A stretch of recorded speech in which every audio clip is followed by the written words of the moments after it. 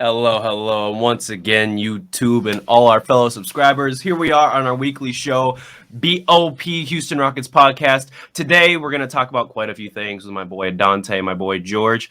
What's up, guys? How's it going? How's it going? Yeah, how is it going? That's all we gonna say. It seems like the sky is falling here in Houston. We're going to talk about quite a few things today. We're going to talk about the last 3 games that we played. We're also going to talk about some positivity for the Most Improved Player of the Year award. Hopefully, our boy LP. A couple other things, as well as a preview for the LAL game coming up here in a couple of days now. Let's get right into it. The first King game we played, we really lost in that end of the third quarter, fourth quarter right there. KPJ ended up going out in the first 10 minutes. But we were looking really good without him for a little bit there. That second and third quarter, we looked real smooth. But at the end of the day, we still lost 115, 135. Leave it up to us to really just get it out of the way. How you guys feel about that first game? Go ahead, Dante. Like I said, just what we discussed, I think the day on the game, I said we had a prediction. I said we're going to lose. We're going to have a lead going into the fourth quarter, which we was down by double digits in the third quarter, and we were able to come back during to that defense in the third quarter. But then the fourth quarter, like I said, when it rained, it poured, and it poured down in the third quarter. Fourth quarter, Trey Lyles did whatever he wanted to do in that third quarter. Sabonis was just a mismatch for anybody that kind of really actually got on him a little bit. We stopped moving the basketball. The ball started being stagnant as always. And Kevin Porter Jr. kind of going out kind of hurt a little bit. But at the end of the day, man, lack of ball movement, lack of just continuous rotations every single time. And then, like I say, man, it's just all around shit shell. And just, we go cold at the wrong time of the ball game, and it's just we had no match for De'Aaron Fox, and especially Trey Lyles. I forgot Trey Lyles was even playing basketball. He comes off the bench, hits every three that he wanted to get. He getting offensive boards, going up strong. It was just all around terrible performance in the fourth quarter. And I'm proud of the guys the way they fought in the third quarter, but the fourth quarter, we could never play a full 24 minutes. We could just never play a full 48 minutes. We could never do that. And you got to know if we had a lead, and when are we going to get a game up? And that first Kings game, we gave the game up in the fourth quarter, just as was expected to do. But it's just the way you lose the game. And Trey Lyles definitely took over in the fourth quarter. Not Sabonis, not De'Aaron Fox. It was Trey Lyles. Thanks. Yeah, when it comes down to it, I think the Kings situation is like we didn't necessarily get out talented, but like they just outplayed us via talent, if that makes sense. And those players are just a little bit more refined, so I can't be like too upset that Sabonis does what he's supposed to do, Fox does what he's supposed to do, and then role players come in and like contribute. It had like not playoff game, type to it, but just more or less like if you're talking about playoff type of teams where a role player can come in and contribute any given night. Trey Lyles did that, so you have to commend him for doing so.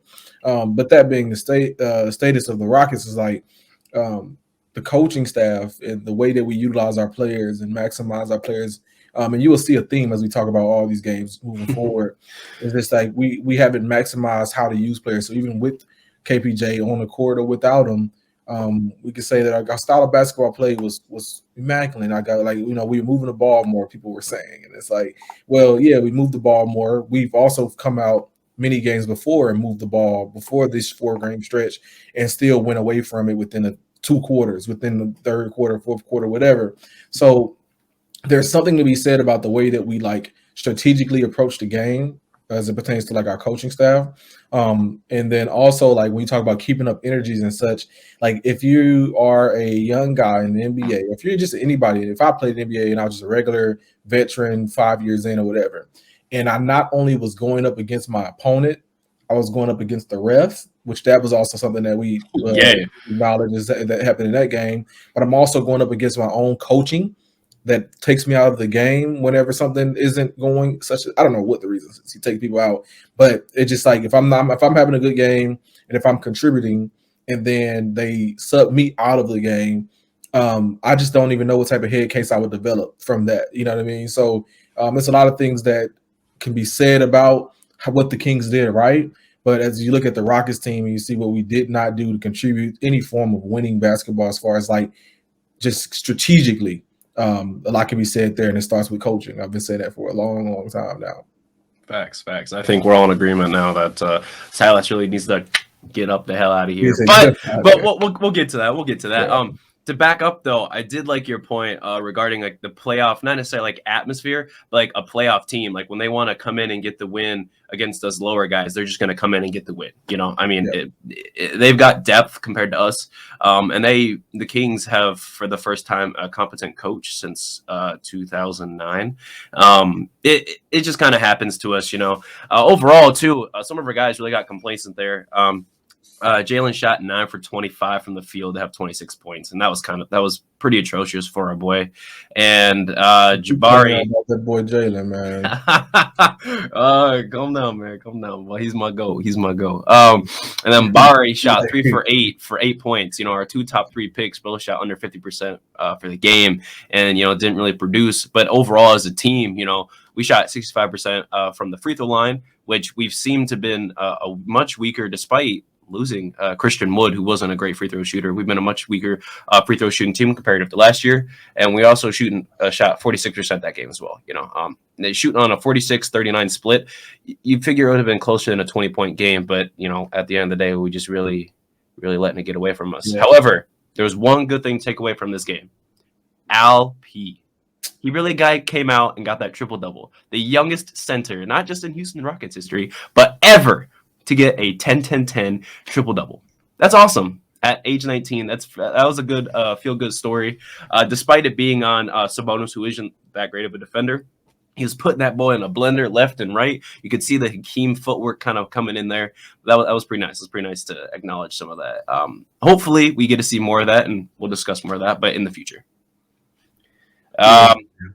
I mean, you know, kudos to the emotional wins. You know, I mean the small wins. Yeah, we all know Şengün should be a featured point in the offense, but we just need more, bro. Like it's all. So yeah, kudos to him. I don't want to take anything from that. Great job, Şengün. But it's so much that it's like you can say that, and it's just like, bro, there are like 7 other things that just makes that not even like, you know what I mean? Yeah. I'm all about the little emotional wins. Yeah. You know, you gotta get him here or there, man. Especially with our team playing. It's been evident, like it's evident that he can contribute, whether that's as the primary option or just the primary playmaker. Like we know that he can contribute. So those things I guess it don't excite me anymore. Like there's been that we were like 40 plus games in, so it doesn't make sense that one that he just now got it. By the way, he should have been had it. You know, like when we have Jalen here, you know, he was breaking all sorts of rookie records and stuff like that. At least first to do that in 20 years. You know what I mean? First since Michael Jordan. I mean, that's because we empowered him, and then we have an Alperin here who clearly has the ability to do it. And you know, it's just youngest center ever. You know, it's nice. It's nice. Yeah, it's nice. I agree. It's nice, but hey, Yep. Yeah. All right. Yeah. You anything to say, Dante? No, it's just the same LP as usual. If you want to argue, he's been our most consistent, player throughout the season. You can kind of argue that he's been the one outside of the Boston game when he scored this no points, got shut down out of the Boston game. He's been I can say he just literally got shut down that game.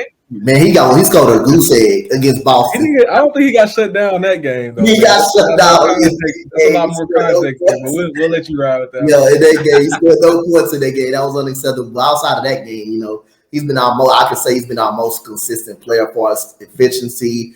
And he's been sometimes, he's been able to hold his own on defense, but when you actually have to go against, someone like a bonus or a star type player, he seems to get a little bit overwhelmed. But at the same, like I say, he's been our best. Probably you can argue he's been outside of our most consistent player this season.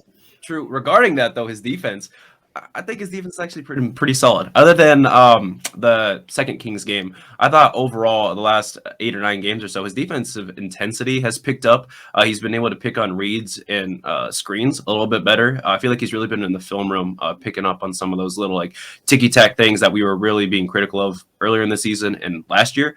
He's also fouling at less rate within these 10 games we've lost in a row, believe it or not, which has been nice to see.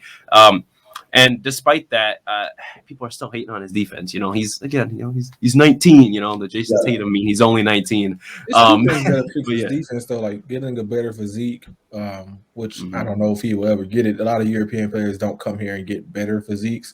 Not to like that's just like a statistical thing. And then also like they a lot of people analyze his defense as like overcompensating for what someone else makes mistakes. Like how like Jabari comes over and make a block for helping or whatever every now and then. Like they want Şengün to be a defensive anchor when he'll probably never be that. But as far as like being a good defender, he could easily be a good defender in this league. He doesn't have to necessarily be a defensive anchor. And I think most people, when you talk about identities and such, they identify a good team with having a defensive anchor at center. And I don't even know how. Like is Draymond? I guess I don't know. It's so many. We don't have to. I see what you're saying, man. I see what you're saying. Yeah. But yeah, like it's not like he's gonna contain somebody like Embiid, or Jokic, or even Sabonis. Sabonis is putting up triple doubles up and right. We saw with him at the Pacers before last year's deadline. Sabonis was going crazy. I think he had 6 or 7 triple doubles before he actually went to the Kings that season. And obviously they didn't make the playoffs. Here they are sitting now pretty high in the standings, especially for what they came out to be. But yeah, that's enough of that goose egg of a game. We'll move on to the Kings, the second Kings game that we played on the 13th, where we we didn't play too well. However, before the third quarter, we had a total of 14 lead changes and 14 ties that game. So it seemed like it was a pretty tough game going back and forth. However, final score again was 114-139. I can't believe we're giving up. Go ahead.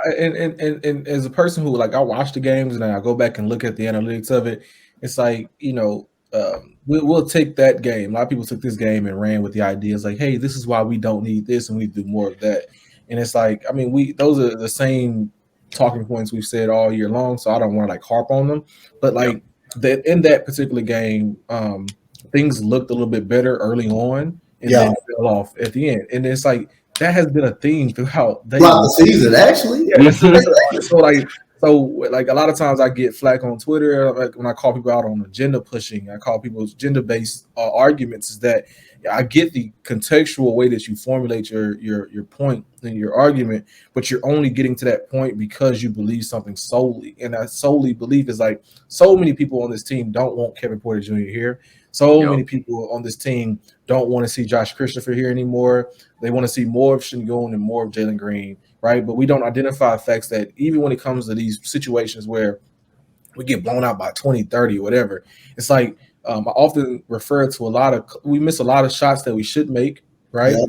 We miss a lot of opportunities at the rim. Second chance points, we don't get those, and we also talk about rebounded. And then when you look at effort in the first half, effort in the second half, who does that fall on? An individual, a coaching adjustments?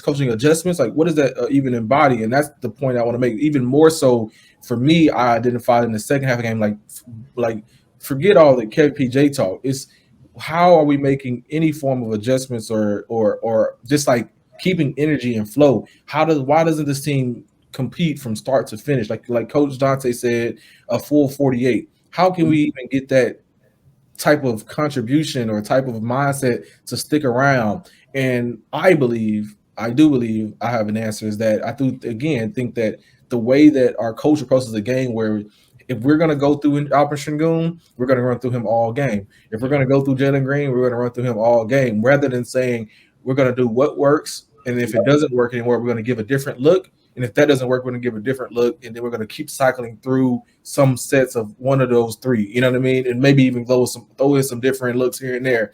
But we don't do that. We go one way the whole way. And that's like, believe it or not, like I asked this question a lot. It's like, that's Rockets basketball. We believe that one style wins, and we're going to stick to that for the longest amount of time. And that's what cost us years and years and years before now.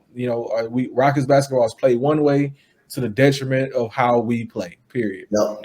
Yeah. And another thing I'm gonna piggyback off of, again, the Kings got hot in the fourth quarter. Again, they got hot. They started out the fourth quarter on fire. I mean, Harrison Barnes had 2 threes. I'm gonna go back into the, when we first started off, the energy. I thought the energy was there defensively, especially in the second quarter, because that's how the Rockets actually got back in the game in the second quarter when Tyree Easton was on the floor. They started getting in their opponents defensively, and that's how they actually came back. And then that's when you saw the lead changes.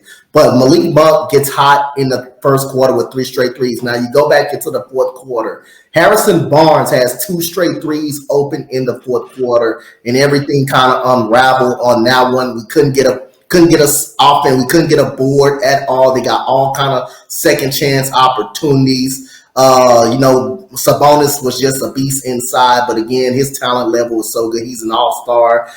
You got guys like Davion Mitchell coming off the bench, knocking down comfortable, wide open threes, and it's just like when you had to go ahead, Pastor.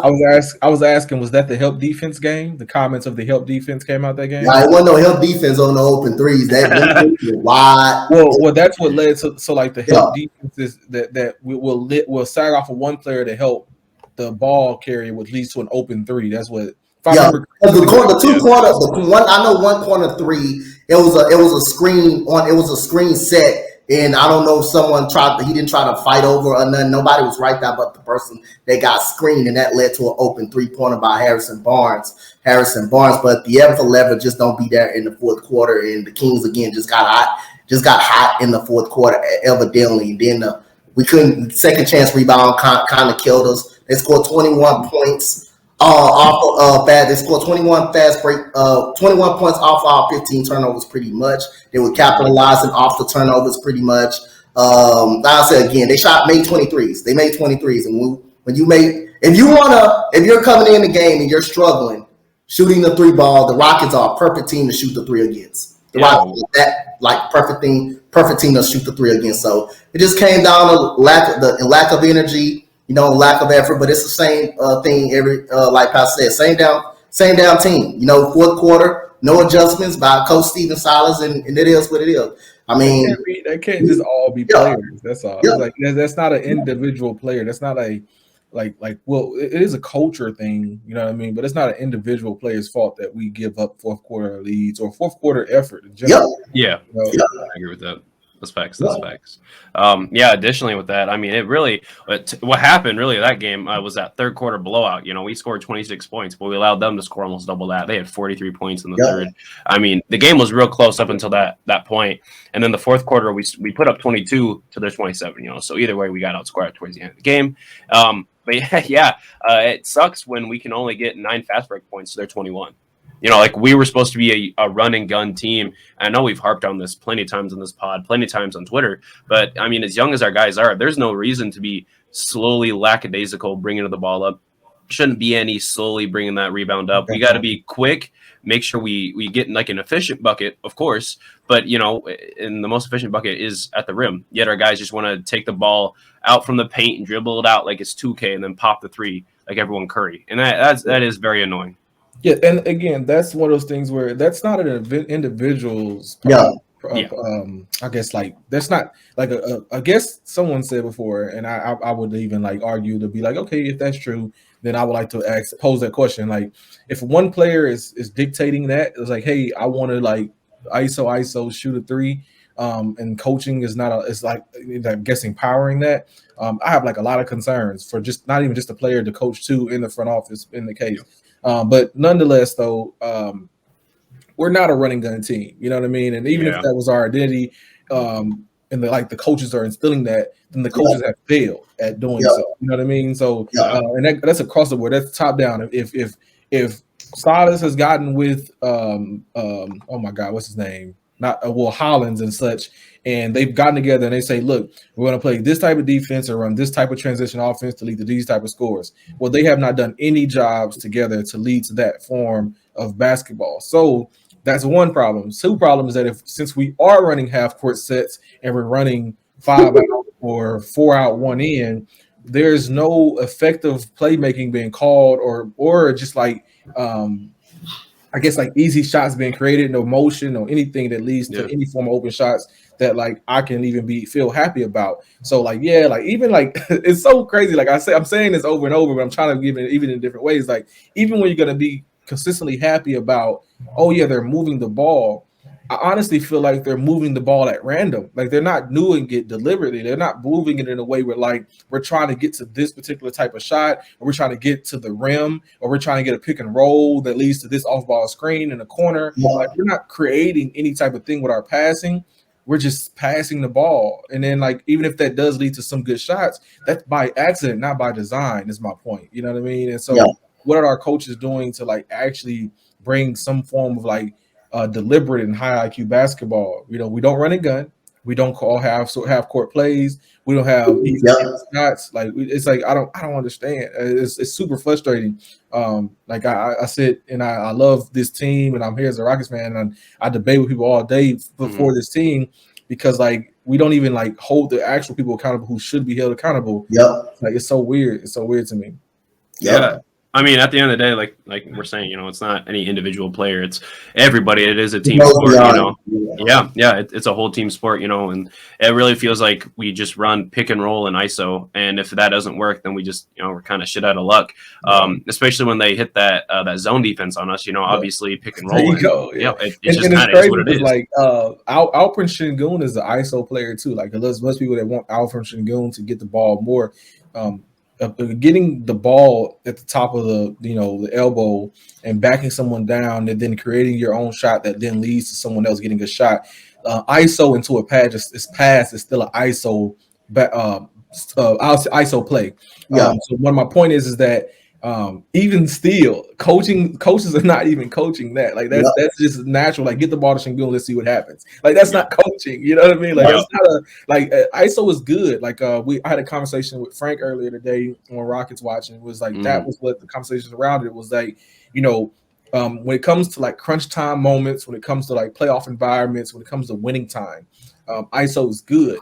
But when it comes to like keeping a lead, building a lead, and maintaining an environment of winning, like, or at least competitiveness, should I say, then that's where you have to be more fluid with the ball, get people open. That's when like Tari Easton and KJ Martin thrive. You know, when it gets cutting, dunking, second chance points, hustle points, stuff like that. So that's where, you know, those like people like Jalen, KPJ, and Şengün should only coexist in. But when it comes to like crunch time and winning time, KPJ, Jalen, and Şengün, they have to like, you know, take control and make something happen with it. Now, my point to this is that what we see is that KPJ and Jalen are getting those moments, and Şengün doesn't. So when it comes to crunch time moments and we're down by 15, they should run it through Şengün first, because at any point in time you can get Jalen and KPJ into that. But what happens is that the rate of scoring by Alperen Şengün, it's not enough when you're down by 15 as an ISO player. Even if he's passing the ball or scoring for himself, he can get you a 7 or a 9, but it won't be enough to overcome a 15-point deficit, which is why we continue to lose, no matter who we run, you know, our offense through, whether it's KPJ or Şengün. We go down by too much, and we don't have any high efficient scorers. Even KPJ, who can maybe one day go for 35, 40, or 50, is just not enough to overcome the deficit of being down by 15, 20, whatever.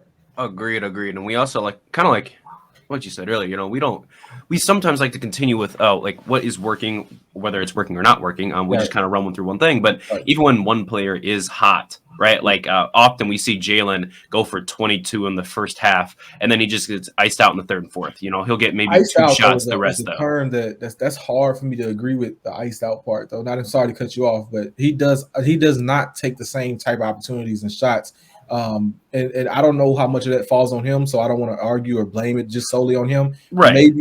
Maybe it's that when defense makes adjustments to take him out in the second half, that our style just doesn't really encourage him to be effective furthermore past that point. But yeah, I don't think we ride the hot hand too, and I think that argument is more or less for like a Jabari or a Şengün. But or KJ this game, correct. But whenever Jalen is like on, yes, they bench him, but he gets another opportunity to come back out and continue, though. You know what I mean? Yeah. Like that's the only part I'm saying on that. Yeah, I mean, but that's been more recent. I want to say again, like within these last 10 games, like I want to say 4 games ago, the game before the Kings, whoever we played, I think that was the Timberwolves.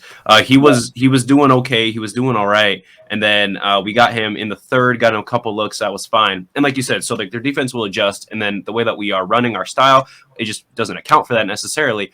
But what I mean by iced out isn't necessarily getting the ball, but just getting shots, right? Like I'm okay with him. Like at the end of the day, I'm okay with him shooting 9 for 25 every once in a while. Like he's young, he's gonna have to get those shots up because it's what he's practicing, right?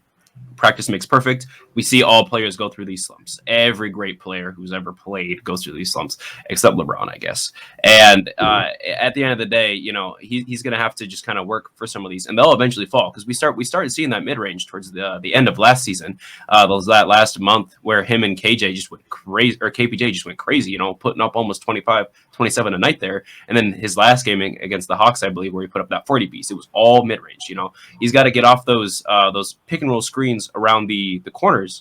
But the way that we're playing, you know, I don't think we're offering as many looks as we were towards the end. That's what I'm saying. Yeah. I guess that's enough of the Kings. Let's get them out of there. They can light that beam somewhere else. Let's talk about tonight's game. What a shit show it was. I forgot, to be honest with you, how quick Eric Gordon was. His performance tonight was pretty solid, but his speed and his ball handling really, really, really surprised me tonight. It was nice to see him in the fourth quarter go for 10 and KJ for 11, combining for 21 of our 30. That felt really nice, but we were still down. Kawhi with a quiet night, and Terrence Mann with a career high, of course. It seems like every other night some player gets some sort of career high against us. Why do you guys think that is? You know the main event of this game, it was. Y'all really want to know the main event? How about Daishan Nix get 36 minutes on only scoring a one piece? How about that? How about he gets 36 minutes and only scored 1 point?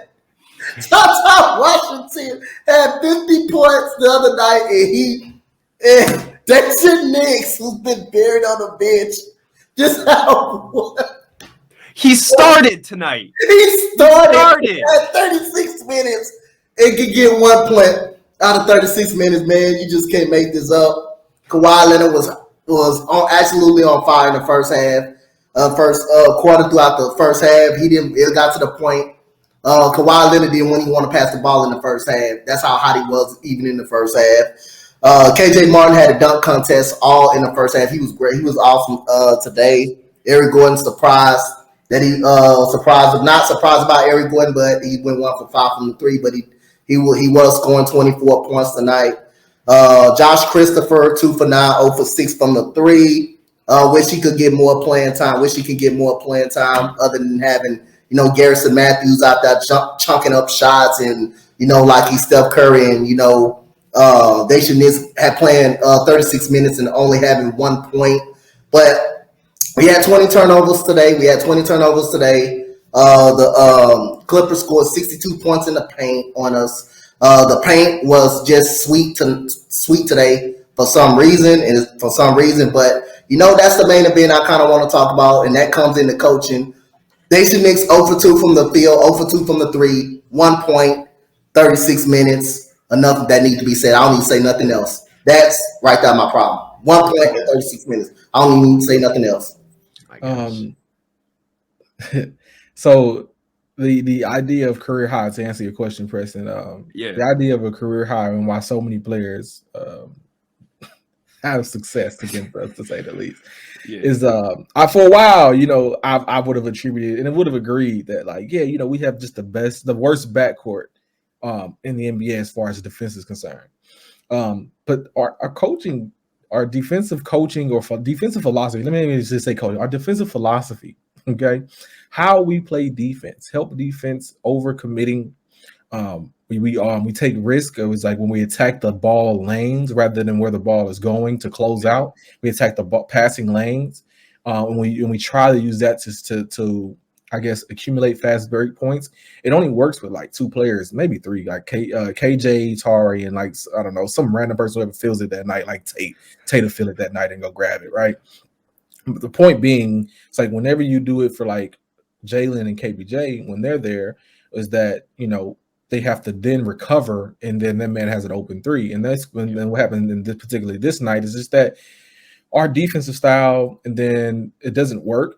And then also our emotions are just not into it. I mean, I don't know if you heard all the stories today about all the arguments that were happening, the I guess just miscommunication per se. Yeah. So when you talk about people who keep going off, is that the shit just don't work. Excuse me, but the shit just don't work. Okay, and then our players don't believe in it because they understand that the shit just don't work.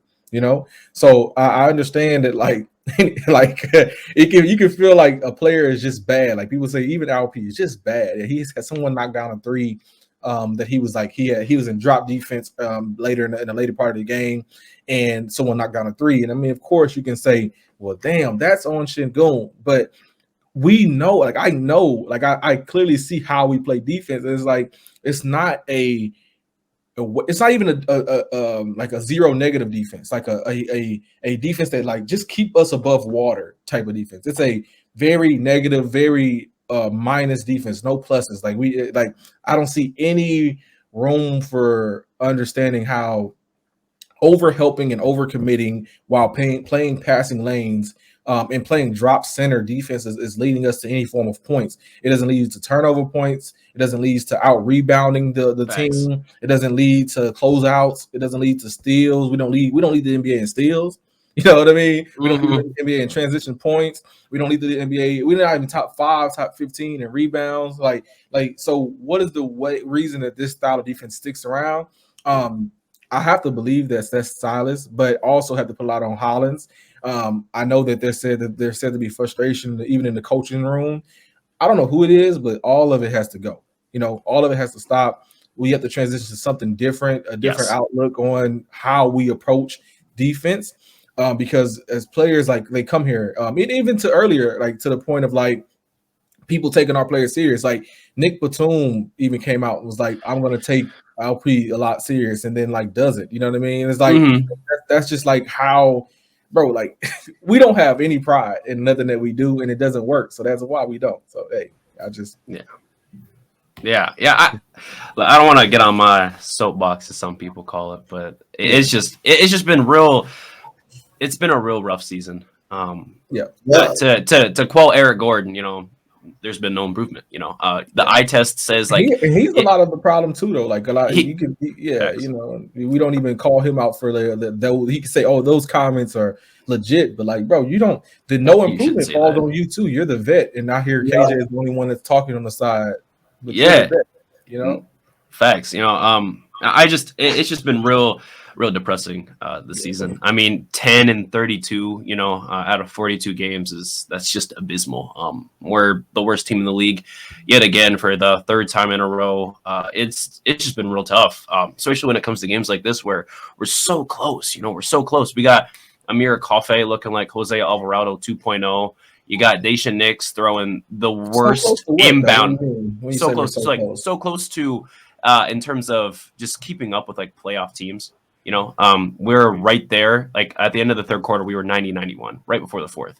And then the fourth quarter breaks loose and, you know, we get dogged 10 points to 30, you know, whether it's on whoever at this point, you know, between players and coaches and effort, whatever it is. But we just fall apart every game, it seems like. And, you know, it's attributed to this 10-game loss. I can't, if I were in those players' shoes, you know, losing 10 games straight, you know, that's just reminiscent of that 15-game losing streak, that 20-game losing streak we had the last 2 seasons. You know, that's just abysmal. I understand like that we're rebuilding. I know that, you know, it's going to take a couple years before we're even going to really be in play-in contention. I understand that.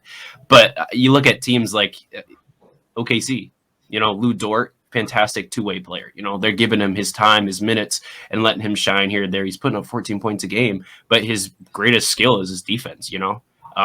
Tonight, I was watching towards the very end of the earlier game against Brooklyn, and the first 5 minutes, they drew 3 charges. 2 of them came from Lou Dort. That's fantastic. And you got Shy out here, SGA, looking like a superstar, putting up almost 30 points per game. That's fantastic. I want our team to be better. You know, that's enough complaining for me. But it's so hard being in this rebuilding mode for this long, 3 years Let after me clarify something for anybody that watches this. And guys, I truly appreciate everyone here. I truly appreciate all the fans that rock with like Houston Rockets, and like we all sit through it and we go through it together. Yeah. But 2 years is the rebuild we've been in so far, because we didn't start the rebuild 3 years ago. We actually tried to accumulate talent with Russell Westbrook and James Harden. We actually tried. Yeah. Well, even after that, the John Wall, Oladipo, I got John you. Wall, we Christian tried Wood, to play basketball. Second of all, I guess to say the least is that there are teams out there that have been in rebuilds for much longer. Even the Kings that you you brought up earlier, they've been in a tank for years, and even went through good players and been in a tank for years. I'm not gonna say tank, just been in losing culture for years. And a lot of times, even people all the time, I combat the OKC comparisons a lot. Like, people want to talk about how great OKC is. They haven't won anything for me. People can talk about the Chris Paul years with Lou Dort. They haven't done anything with those successes. They often have to go right back into the cycle because they have not hit big on what they think is like a superstar. They think Chet may be that guy. Shea is a very, very, very good player. I'm not even going to downplay that. But the idea that like those teams are just so much better than us, it's like they're farther along in their rebuild per se. So they better be better than us. We are literally the youngest and also second youngest now compared to them. We are the youngest and also like earliest rebuilding team there is out there. We no like keep in mind, guys, that we had a superstar who still plays, and then we were not prepared to move on from him. Like you're right. Right. You're so right. we don't no team goes from a MVP and then keeps it, not say no team, but very, very seldomly does a team go from MVP to like, okay, yeah, we're still in playoff contention. You know what I mean? That's not our culture. We had a heliocentric ISO style of play where James Harden could beat any style of basketball by himself. Okay, it's hard to even like so let's keep that in mind. And then let me be frank with Rockets basketball and Rockets fans. Feel free to argue with me all day long, and I'll say this over and over. You guys overachieve mentally and have not achieved anything since 94, 95. We're not winners, bro. We won twice. So it's okay that we have not had a style or succeeding way of basketball because we haven't, not one, created that thing, and two, we left our identity back in 94, 95. So Clutch City, where we have clutch shooting and we have post big men that dominate the game and play two-way basketball. We never even committed to that style of basketball. We don't even do that anymore. So we our whole identity, we left in 94, 95. We went to Yao Ming and Tracy McGrady, and then we went to James Harden. We believe in guards now, and we have not proven that wins basketball. So we have not won anything, and that's okay. Just let's not over complain and overcompensate for the fact that we have this thing that we think is winning basketball, but has not proven to be anything. Okay, other teams have taken pieces of what we do, analytics, 3-point shooting, and then they've added it to their systems and then went and done numbers with it. San Antonio even did it. They transcended their style of basketball by incorporating more threes, right? Because we have ideas that make sense but don't necessarily work. So we have to find ways to curate. Again, the word is curate a way that we can have winning style of basketball in Houston, or go back to what we know that works. Post big men, two-way players, and clutch shooters, and that will lead us to some form of winning if we want to go back to what we know that works at least. Yeah, and then the thing that you said about, James Harden, teams literally, when he was an ISO guy here, it worked, but it, like I say, he was double before he even got to the half court line. All of a sudden, they started playing 3-2 zone. That's what it kind of started a little bit. They keep James Harden up out of the paint. But at that time, the Rockets had guys who can actually make the three ball. At that point of time, they had Trevor Ariza who can kind of shoot, PJ Tucker who only can shoot in the corner, only who can shoot in the corner pretty much. Yeah, Gerald Green who can come off the bench and consistently light it up at any point of time. So when he said, James Harden being an ISO player kind of worked a little bit, but then that's when you start seeing teams literally change their defense because of the way James Harden actually played the game of basketball, and him being able to get to the paint at will. Yeah, I agree with that. Let's come back to the Clippers game. Let's come back to the Clippers. I got a lot to say about all that too. I agree and disagree with a lot of those points. But feel free. We can always talk about the Clippers. We're here. Feel free to chime back. I don't mind. Yeah, we gotta get back. Yeah. So, this game had a lot of ups and downs. I would like to talk about a couple good things that came out of it.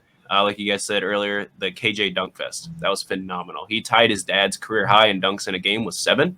It's good to see. I love that. He broke his own career high, which was 6 prior tonight. That's a good thing. I did like the aggressiveness from Garrison Matthews. Not necessarily him getting out there and wanting to shoot every shot, but it felt nice to see at least someone was wanting to get out there other than just Eric Gordon and KJ tonight.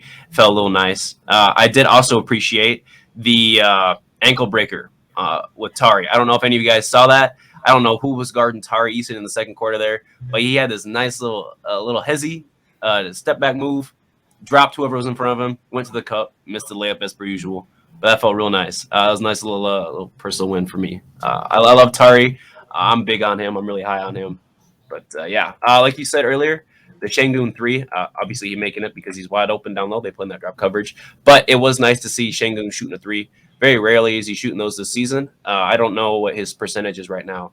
But I would like to see, I don't know about you guys, but in his EuroLeague, he was shooting like fadeaway 3s and step back 3s and all that. And he's not even shooting standstill 3s this year, kind of like Usman, where you just get the ball at the top of the key and then you just hold it and wait for something to happen. But we fall down in the fourth quarter, of course, again by the Clippers. Final score was 100-121. We scored 10 points in the fourth to their 30 points. And Kawhi had a quiet 30-point night. Trey Mann had a loud 30-point night. You know, I don't have too much else to say regarding this game. I'm really hoping that we can take some positivity from this game, maybe something to learn. Hopefully we can get in the film room and watch something, but I don't know how it's going to go next game with the Lakers. We're probably going to get dogged, but let's see what happens. We'll see how the Lakers games go. I just, I actually am, I guess like people who know me, I probably seem more negative today than I have normally. I just think that I do want to lose. I want to continue to lose until they fire Stephen Silas. I don't. You think I'm being funny or man? It's dead ass, man. It's the way you said it, though. I know you for real. Yeah, no, I'm so serious. Like, yeah, like the Rafael Stone has a track record, and this is something we've been talking about. So I'm just regurgitating a lot of it. Rafael Stone has a track record of only doing things when it's too late. And I'm still at the point I'm trying to figure out when is too late because I think we've surpassed the late part of it. I just need that to change. I think Kenny Atkinson is the guy. I think I've been saying that for the beginning of the season, before the season started. I think that's the guy I've always wanted. When we talk about maximizing players, the type of players we have currently on roster, and what we know that he knows how to coach. He can coach a KPJ, he can coach a Jalen Green, he can coach an Alfred Şengün. So I think that even what I want to see what he learned from being in Golden State. So yeah, like I want us to fire Silas, put Muhammad or oh my Lord, I'm drawing a blank. Who's our second coach, assistant coach? I want to say John Lucas. Put Lucas in. I'm sorry, Lucas, man. I really do. I do respect you and love you, bro.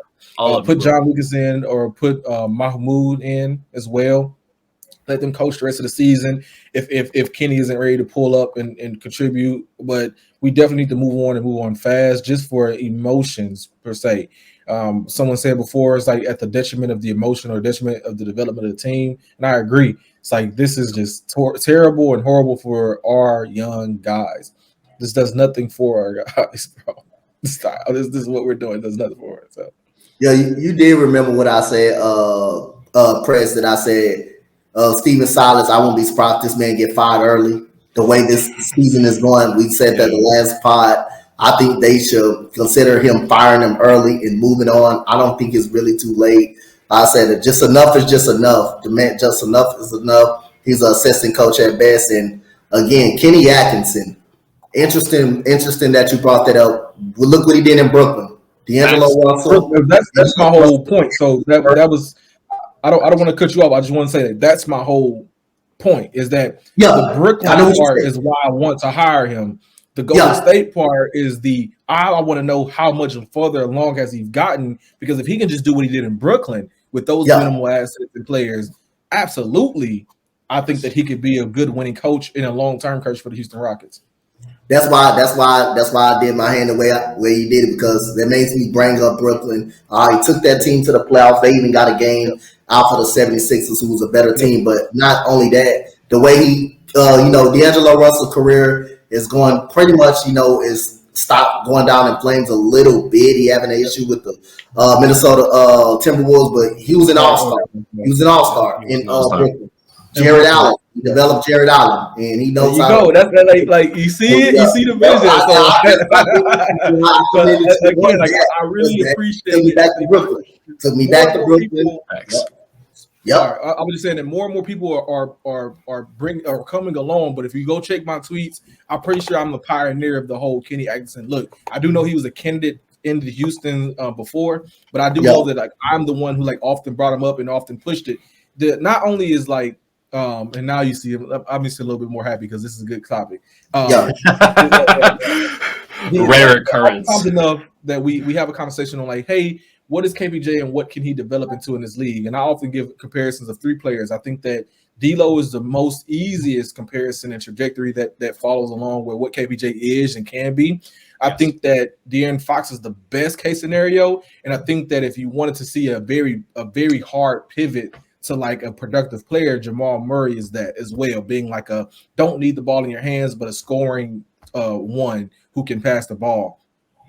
Being that Şengün is here is why I said the Jamal Murray outlook. So yes, I do think that like D'Angelo Russell is better than KPJ as it stands. It's like, hey, he has more refined skill. I don't think he is as athletic as Kevin Porter Jr., but as far as finishing, scoring, and being a winning basketball player, I think he's obviously a very good comparison and further along. So when you talk about taking the next step for Kevin Porter Jr., Kenny Atkinson could come in and not only be like, I have a blueprint for your type of success, but then he also, believe it or not, Coach Dante, he had Karis LeVert as well. And So when you talk about players like, so when you talk about players like Jalen Green, Karis LeVert, not that Jalen Green is Karis LeVert, but if he can get that out of Karis LeVert, he can damn sure get it out of Jalen Green, right? And then you talk about a Josh Christopher, right? And then you talk about Spencer Dinwiddie's of such. It's like we have players that are not those players, but have things that are, hey, I got some pieces that I think work. And then also I can help you play to your style or your physique or your like just who you are as a player, man. Bro, Kenny Atkinson should be calling us next week, man. Like, look, I love Tari Eason. Let me come coach Tari Eason, bro, because he didn't have that in Brooklyn. Let me come out there and coach an Alperen Şengün. Let me go out there and then the draft is coming up too. So, like, if he does end up with a Wemby, man, if he does end up with a Min Thompson, right? If he does end up with a Cam Whitmore, bro, come on, son. Like, we have the perfect foundation for what we have more than what he had in Brooklyn. And I trust his intuition. So, yes, I am going to be pushing that narrative, and I've always been pushing that narrative, and I'm excited that you believe in it too. So, I believe in it because Brooklyn will make me think. Then also, Spencer Dinwiddie on the team. That team was really young and he brought that team. He brought that team up. They even fired the man after of a playoff push. They fired the damn man, which made no damn sense at all. The argument around that was like, oh well, the superstars, like they didn't want him to coach the superstars, and it was like that's so weird to me. Like, I think that this will be his second chance on his second coming, and he will prove that not only can I develop superstars, but I can coach them. If he comes here, he could definitely do it, I think. Yeah, I believe it. I agree. Okay, so hashtag Kenny Atkinson. I'm with it. I wasn't really I was always just on the fire stylist train. I guess I wasn't even thinking forward of who should we hire in his place. I was just kind of assuming John Lucas. But I do like Kenny Atkinson. On that, they said there's a lot of comparisons and pieces that we have that are semi-similar to what he did have back then. That'd be very nice, especially in a tightly contested West where we're not having like really any true coaching. I think that'd be very nice to see. That's a fact. That's a good point. Yeah, and just keep in mind, this will be the third time I've said it, but just keep in mind that he's also coming off of a Golden State Warriors tree. So he knows how to do it already. he can identify talent and develop that, and then also can implement what he learned in Golden State. Bro, he should be like the number one coaching guy hire for every team right now. Yep. Facts. I'm with that. I'm with that. Else? Yeah, no, yeah, no, yeah, that's facts. I agree with you, man. Yeah. Well, let's move on here. I would like to talk about a player case, player award for the NBA, most improved player, Alperen Şengün. Last year, he averaged 9.6 points a game, 5.5 rebounds, and 2.6 assists. Compared up to this year, he's averaging 14.4 points a game, almost 9 rebounds a game, and 3 assists a game. Not to mention his defense, his IQ, and overall game has just absolutely improved. There's a couple other players that might be leading that right now, but I think Alp's our guy to win most improved player of the year. What do you guys think? I would just say yes. Like I wouldn't say that it's a sure shot or that I would be mad if he didn't get it. But there are not to be a conspiracy guy, but there are things that when it comes to winning awards, other people have to like you. Enough people outside of the NBA, outside of the Houston Rockets in the NBA, like Alperen Şengün. Yep. So there's a chance that they recognize that, hey, even Willis being held back, we think this guy is one of the most improved players in the league because they'll contextualize it. If they didn't like him, yes, the eye test part of it, right? If they didn't like him, then they would say things like, "Well, I mean, anybody could have did that with more the minutes he's gotten, right?" Because that's really what they're going to try to, the counter arguments would be, is like, "Well, his minutes went up, so it should, right?" But that's a part of being most improved, you know what I mean? But hey, right. So yes, I do think that he showcased at least somewhat close to enough that hey, he should be considered for it. But I wouldn't cry a river or nothing if he didn't get it because there's so much more that like he needs to do to become a more refined and better basketball player. And I think there's a lot more room for growth for him too. So, agreed. Yeah, I would love to see him get it, but I don't think he's going to get it, to be honest. But you did have one player that come out and praise, LP.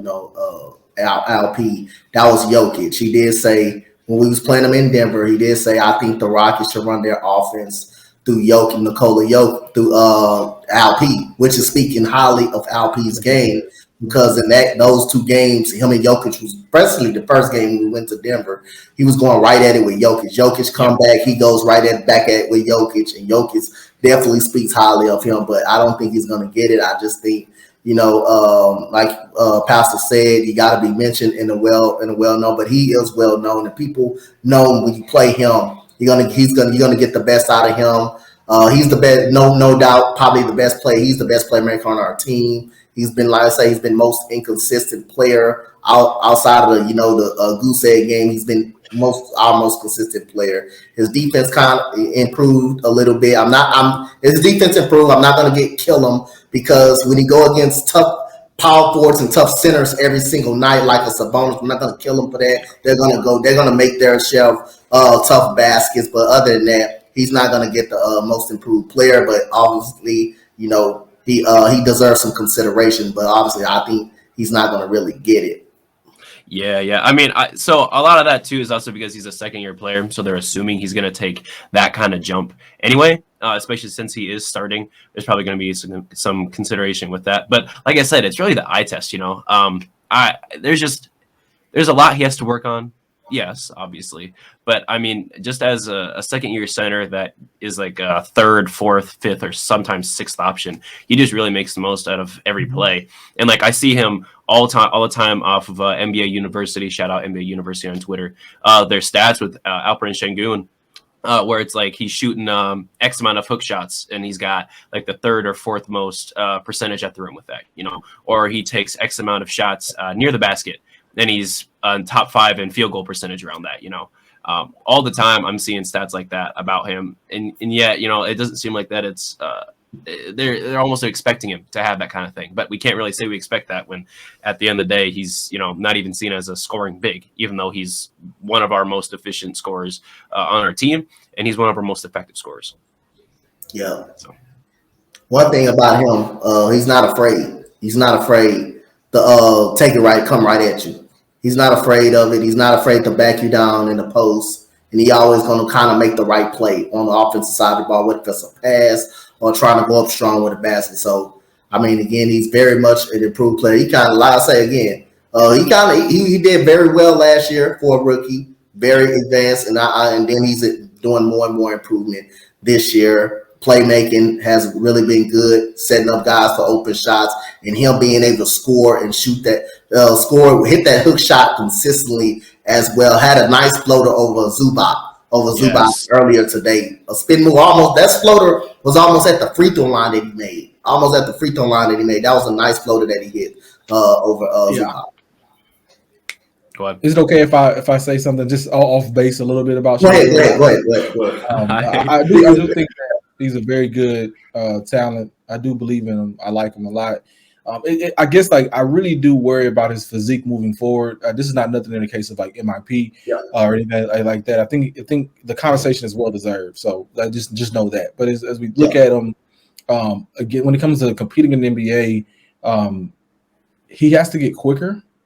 He has to get his feet. He's very flexible, but he has to get his feet because he'd have his feet under. He's very strong lower body. He has a big lower body, strong lower body. So I think that because I don't think that Sabonis is naturally more talented than Şengün, but his physique is farther ahead than Şengün. Yeah, so he's a professional, and I think that that's where it scares me when I hear rumors about him just not like, I guess, the work ethic not being there, and I don't know how much of that is a lie, but yeah, man, like he has a lot of the tools, bro. Like when you talk about the shot puts and the fadeaways you saw in Euroball and just getting to the rim and putting the ball on the floor, he has to find a way to not necessarily slim down because I don't want him to lose his muscle, but if he can just get his physique up, being that he could slim it in a way where he loses the fat and the weight, and then I guess isolate the muscles and still get those reps in where he can still be explosive and strong while being quicker. I think that's where he'll really thrive at. And then to the point that bring it back into MIP is when that happens, you will see a clear delineation in play, a clear improvement in play where now it's like, from I think you said 9 to 14. So 9 to 14 from 14 to 18. So he does like 14 to 18, 10 and 8, 14 to 18, 10 and 8. So 10 to 10 rebounds, 8 assists a game, or 10 rebounds, 6 assists a game. That will be a MIP level borderline all-star, maybe an all-star for sure, guaranteed all-star with like conversations of like being truly a baby Jokic, That's where he needs to improve at. He will get taller, being that he's only 20. So I think he may grab another inch or two or inch and a half. Will he become more of a grown man is more or less what I think that I have concerns around. And how does that develop? If he ends up being a slouch and gets fatter, like you remember Shaq was like came in super athletic and then got bigger, like if that happens, he's shot. He only has a 4-year career. But if he comes in, he actually develops and becomes a true finesse big man and becomes quicker, can play defense. If they can work on his vertical, there are so many different programs out there to get your vertical up a couple inches. Man, LP, the world is his oyster for real. And I think that will be where I'll be more like inclined to talk about MIPs and if he's deserving or not. And I think that's just like my take on it per se. Yeah, that's fair. About his physique, man. He, especially like when you watch him run and transition, it's just kind of goofy. It looks goofy. Not as bad as last year though. Yeah, it's goofy though. Facts. But he looked a little goofy, like running up and down, because you can tell that's as quick as he can go. Like it looks like he's running at full speed, but it's really like he's just getting blown by everybody else. I mean, even Nicholas Batum, he's not super slow though, right? But he's like, it just seems goofy. I feel it just seems like off. Yeah, I agree. Yeah, a little off kilter there, but I mean, it happens. He's a professional, and I really do hope he can work it out. Kind of like you said, if he can slim down just a little bit in terms of just losing that fat and isolating those muscles. I mean, he'll be real good. He'll be real good. But yeah, as far as we go with that, that's kind of my case for most improved player. I hope you guys will tell us in the comments who you believe is most improved player, or if you want Şengün, you'll have to let us know down low. Let's move on here. So we play the Lakers here next. I believe AD is still out, of course. Anthony day-to-day. And I want to say LeBron is going to be out for this game too. So we don't have to worry about anybody really, except, in my opinion, Russ. He will still have a chance to play pretty well against us, especially because he's coming off his Six Man of the Year kind of candidate game. He's had the most triple doubles off the bench so far, and we're only halfway through the season. I've really liked what they've done with him over there, despite all the hate he's received. But Lakers are 19 and 23. He's always been that way too, though. No matter what he does. Yeah. No matter what he does, he's always hated. Yeah. But we are 10 and 33 compared to the Lakers 19 and 23. How do you guys feel about our game with them? I personally am afraid that we might win this game. I really do. I think that everyone's coming back. Yeah, man. Who's it? Jalen's coming back after suspension. He's not so much one that, I mean, his returns are often just like, yeah, he's not gonna lose a step or anything. But Tate and KPJ, their returns are often like, good basketball. Game winner last year by KPJ from his return. That was crazy. Yeah, like the return is like always something to be like, yeah, I told you so type stuff. So yeah, because even Tate, when he came back after like missing so many games, like he was contributing very well initially. So I just think that we might actually luck up and win, not luck up, but just like compete and actually win this game. And I don't want them to, because I don't want anyone to feel anything good about Stephen Silas. I said that earlier, but yeah, like I really don't, and I really want those guys to show me something. I do want to feel good about Rockets basketball tomorrow, but it's a double-edged sword. It's a double-edged sword, and I think that I don't know if LeBron's playing. I know he had some injuries. He was were lingering before. Is he playing? You said. I think so. I haven't seen anything regarding that. He had some a couple games ago. He had some lingering injury. He's on my fantasy league, so that's how I knew he had some injuries and such. Yeah, and then like you said, Russ is not only is Russ like an effective player whenever he's like locked in, but he's also playing the Houston Rockets, and I think he may have like a small distaste towards us anyway. So yeah, so we'll see how that goes. My biggest concern is just like, how do we react to just the losing that we continue that we've had. So we've had these 3 losing games in a row against like teams that, I mean, I think that like we should have been, I guess like you said, we should have been in those games a little bit closer, should have contributed more in the fourth. So now when we go against the Lakers, if we lose this game, how will they react to it? And then, I mean, someone stated earlier, and I just like almost cried, was like, if we lose to the Charlotte, man, how will the outlook of this team actually be? Someone, I think about a week ago, top of the week, they said that we were a clown show. If clown show was last week, if we lose to the Hornets next week or coming up, man, hey, yo, clown show would be a compliment, Yeah, man, it ain't looking too good. I mean, I would be okay with the Rockets loss if it meant it was a close loss, like 10 points, 12 points, I'm okay with, as long as we're not down by 25 at the end of a quarter. If we're fighting back that hard, I don't really care at that point. It's just kind of lost. But if we win the game, I will be, morally happy. I will appreciate a little JG4 return, some KPJ return, but not necessarily happy for Silas. Like you said, I am aboard kind of making him as bad as possible. Just being honest, like as long as we can get him up out of there, that'd be nice. But I've said it before on the pod, I don't think they're going to fire him during the season because, we're bad enough as it is. And I don't really think worse than this, bro. Ain't no way it can get worse. That's kind of why I don't think they'll fire him. Is because they already know, like, that's exactly why they should feel comfortable, though. They should. Yes, I agree that I said they should feel comfortable in firing him, though. Like, if you can't get worse than this style of basketball, this outlook of play. I'm sorry to cut you off. I was just like, even earlier, like conversations are like, well, I don't know. I put it like, if I bring in a different coach, then I lose the power as far as Raphael Stone. Like we have to change up different styles of play. Now the players I want to see develop, that I want to analyze and see if I should pay them, those players won't get as much touches because that new coach will say so. Well, not necessarily. Not if you get rid of Silas now, start with John Lucas. If that doesn't work, go to Mahmoud.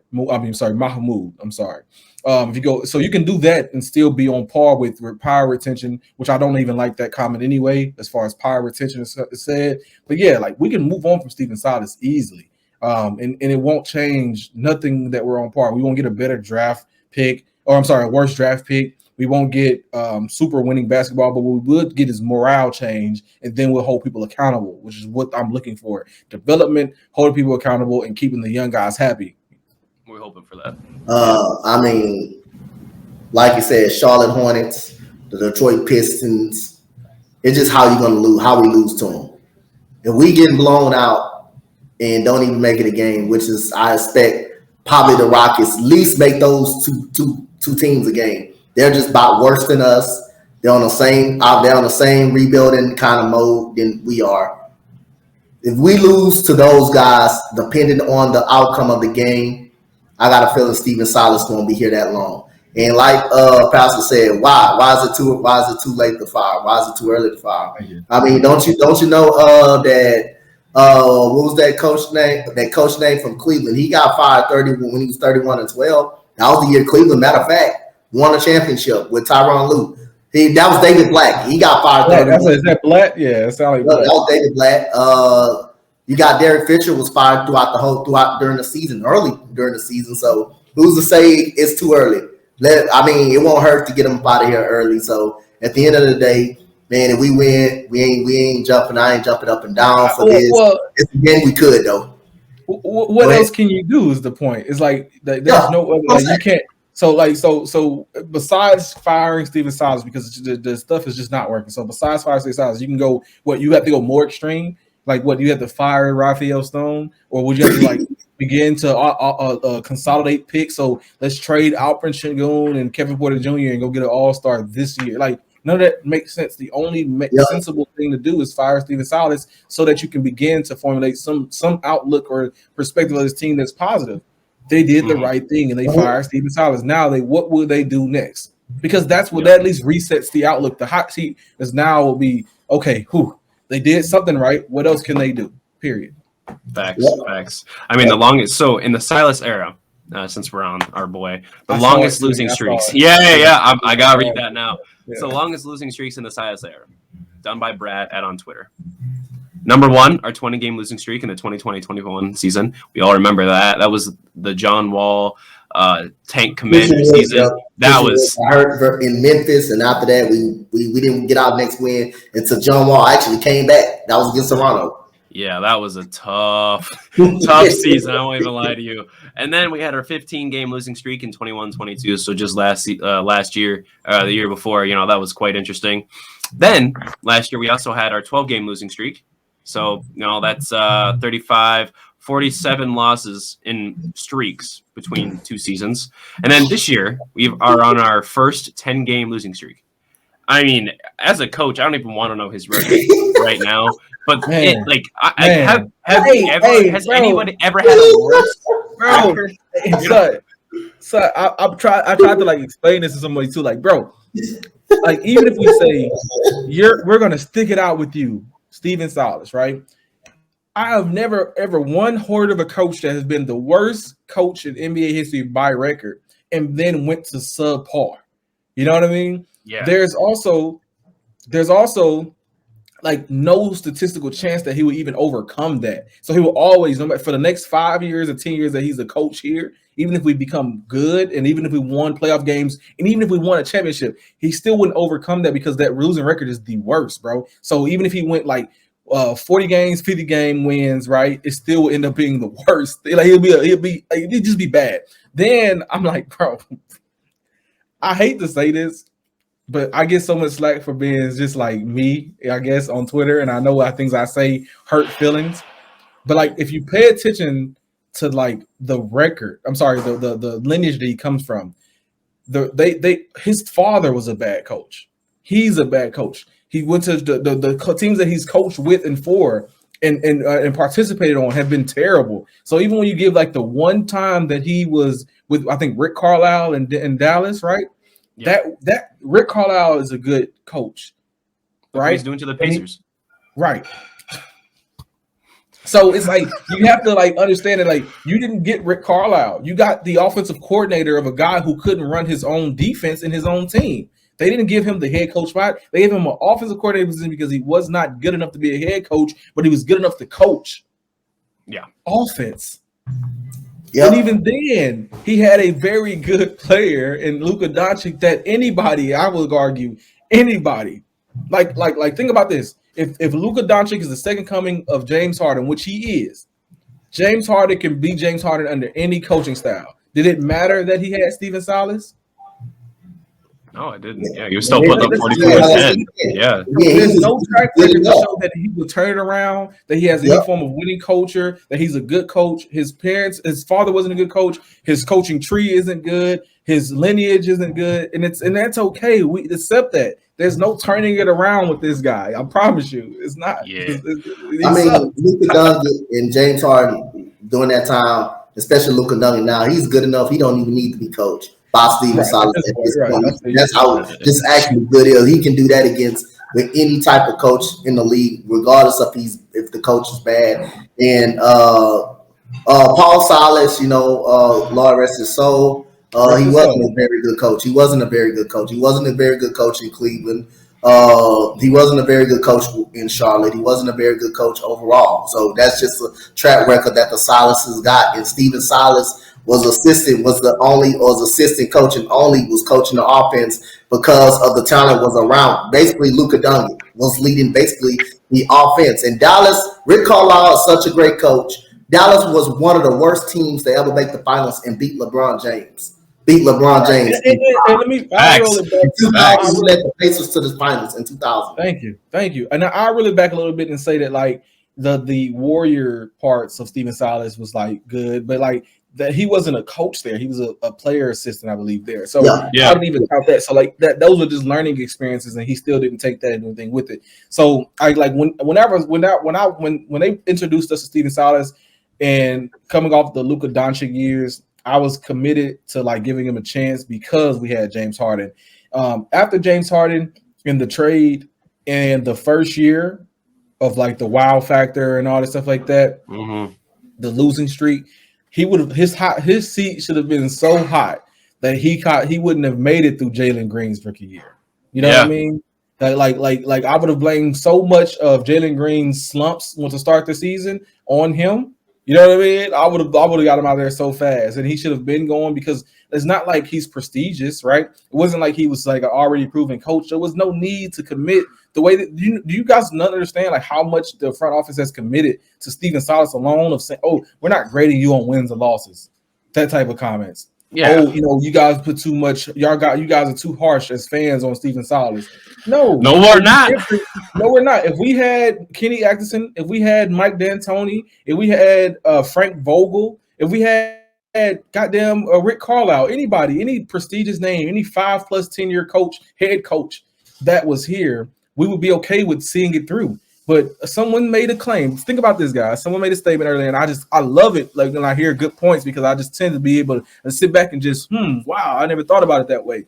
We have a rookie owner, a rookie GM, a rookie head coach, and a bunch of rookies leading the way. I said, hey, come on, bro. We fucking ourselves, man. I mean, I would have been okay. Like you said, Frank Vogel. He's got a way better track record. NBA champion.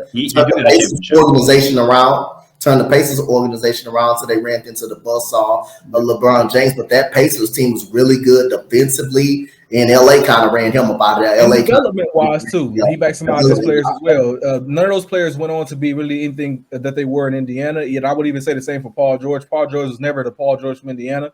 So yeah, absolutely. That whole team, a lot of those players are out of the league now. Yeah. And to be fair, let me be honest about something. Those players in Indiana were I would argue were better offensively than they were defensively, but they were very good defensive teams because of Frank Vogel. So that would have been a good point. He should have been here before Silas to help. Once the James Harden thing didn't work, Frank Vogel should have been here for the young guys or Kenny Atkinson, and then you flip for the other if it didn't work out. But it just wasn't like, I don't know. We've made so many mistakes, and we don't have room for those because we just can't. Excuse me, if we want to get better. But like I don't know, man. This Stephen Silas commitment, it just doesn't make sense for me. Over.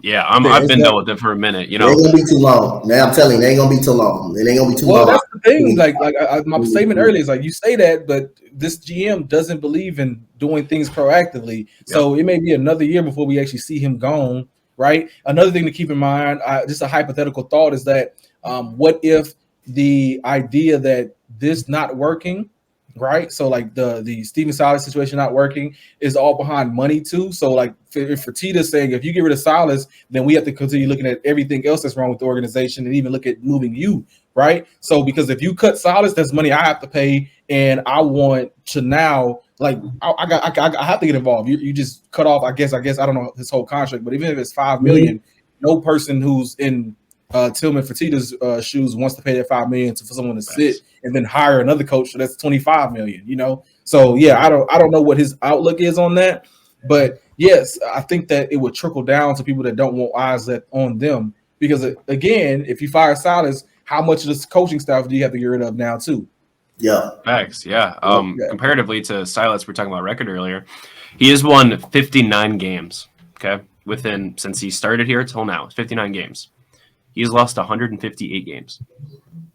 That is like that's unheard of, right? Like to me that like you've lost 100 games more than if you won 75 games, you know, compared to like 130, you know, we'd be having a different conversation. If you won 80 games, 90 games, you've won 50, not even 60 games. That ain't even close. No, and I mean, I don't know. We're all out on Silas. As a person, I like Silas. So there's none of this is personal. No, yeah, I like. Always gonna respect. No. Don't speak for me. Don't speak for me. Okay, at this point, I appreciate that. Yeah, it has become personal for me because he's even delusional in the way that he approaches the idea of like getting better as a coach. Like he doesn't think that it's his fault. So yes, it's personal for me, and I don't like him anymore. People call him nice guy, whatever. I don't know any nice guy coaches that win championships. So I'm out on him completely as a person, as a coach. I don't like him anymore at all. I'm done with him. Okay. Well, it looks like we don't speak for everybody on this podcast, but we do appreciate honesty here because that's what we're all about. We want to speak facts and honesty. I do appreciate him just on as a person, but in terms of like the basketball world, we're done. You know, obviously we've voiced our complaints and our concerns for the team, but not only that, just for him as a coach here. And I think we speak for most of Houston Twitter when we say he has to go. We've endured this torture for much too long, and I'm ready to move on with them, especially if we have coaches, like you guys said, Frank Vogel and Kenny Atkinson just sitting down, waiting for a job. We should really be out here trying to, you know, if we're looking to improve, we should start with coaching. I would think that'd be a good idea. Yeah. But yeah, so we're approaching about 8:15 here tonight, guys. So I would like to end it off on a Tankathon spin. So right now, we are sitting at first in our Tankathon spin with our record of 10-33. We got Charlotte, Detroit, and San Antonio 2 through 4 spots, and Orlando at 5. I'm gonna hit the spin button here, and hopefully we just stay at 1. Yeah. See what happens. Yes, No. So Orlando moves up to number 1. So Cole Anthony, Franz Wagner, Paolo, and Wemby. That would be the most dastardly. Wow. Then we got Charlotte number 2. Look, they'll still find a way to lose. So don't worry. They always do that too. They always have trouble. They arguably have more talent than us, and still are just So. Yeah. I mean, they're 6-27 right now, or 16-27 right now. But yeah, they're still finding ways to lose easily. But yeah, Charlotte stays at number 2. LA jumps up 5 spots to number 3. Detroit goes to number 5. San Antonio moves. Is that the Pelicans pick? Yeah, yep, that'll be. I think that's the Lakers. Yeah, they got the Pelicans is tough, boy. I'm a BI truth to myself, to be honest with you. And then, nah, man, you gotta let that go, bro. Yeah, you gotta let that go. We'll talk later. Slim. Oh, Slim Reaper, man. And then Houston falls all the way to number 7. Yeah. I don't know. At that point, you have to trade the pick. Yeah. Package that with oh man, I didn't even get to say my highlight. Oh, you package that with Kevin Porter Jr. and get him out of here. I'm tired of arguing with you guys about a guy as good as Kevin Porter Jr. So package a 7 pick with Kevin Porter Jr. and KJ Martin, and let's go get Brandon Ingram or something, and then we can see how much problem is Kevin Porter Jr. and then also we can get better. So yeah, let's do that. I'll take BI on my team, man. I would be going crazy. He won't do nothing get for my y'all. brother. Shut up, man. They ain't gonna do nothing. They ain't gonna do nothing for this Rockets, brother. We got so many other problems. Yeah, it would be nice. But yeah, this is a fantastic pod. Thank you for listening to us complain and voice our views today. You guys know where to find us on Twitter. I am drip2ps_God on Twitter. Same on Instagram. You can also find my guys on Twitter themselves. You got Coach Dante and George. If you guys like to tell them where you can find you, and we'll hop off. Yeah, man. I'm on Twitter. Oh, go ahead, Pastor. Go ahead. I didn't hear you talking. You talking real low too. They couldn't hear you either. I'm on Twitter at Earl of God, and also Instagram at HERTOPCHRIS. That's Hertop Chris, just a jumbled Christopher word. But yes, you can find me on both Instagram and Twitter. Interact with me, communicate with me. I have a lot of egregious takes and a lot of different outlooks, while also being reasonable and can have conversations with you. So it goes both ways. But yeah, follow. Give a like, subscribe, communicate, let us know what you think.